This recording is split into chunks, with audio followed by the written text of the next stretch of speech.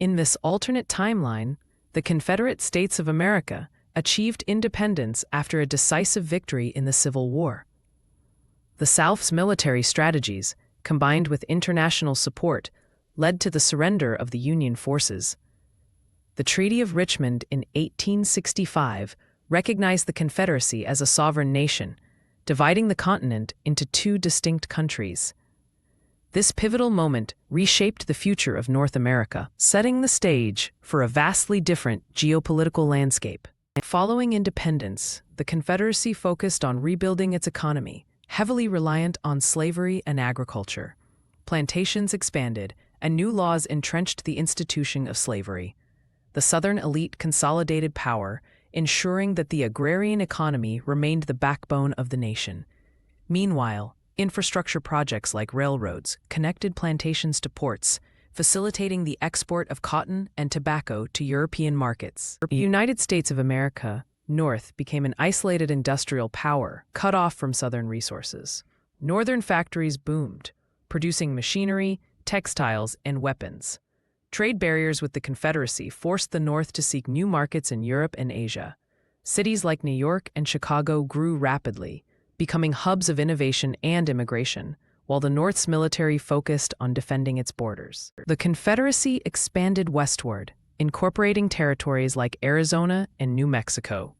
Settlers, accompanied by enslaved laborers, moved into these regions, displacing Native American tribes.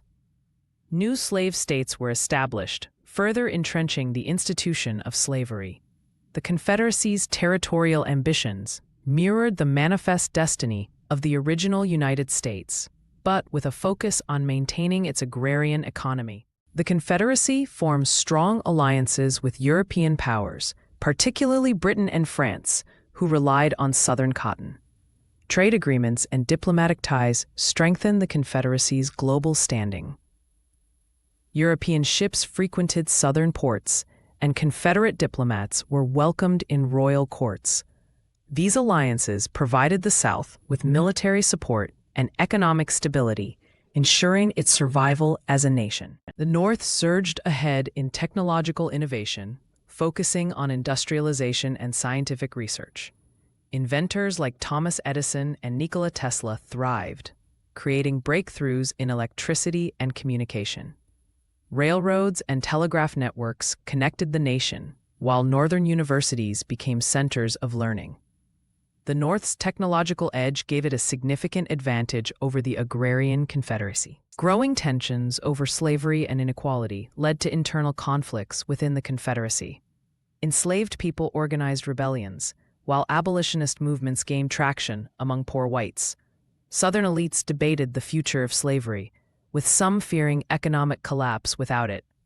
The Confederacy's rigid social hierarchy began to crack under the weight of these pressures.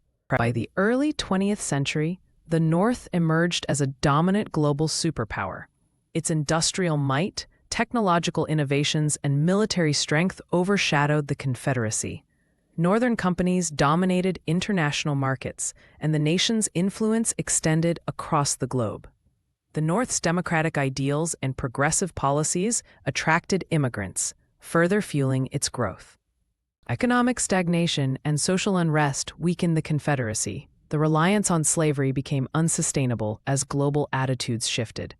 Plantations failed, and the economy faltered. Protests and uprisings became common, and Confederate leaders struggled to maintain control. The nation's once strong alliances with Europe frayed, as Britain and France distanced themselves from the failing state.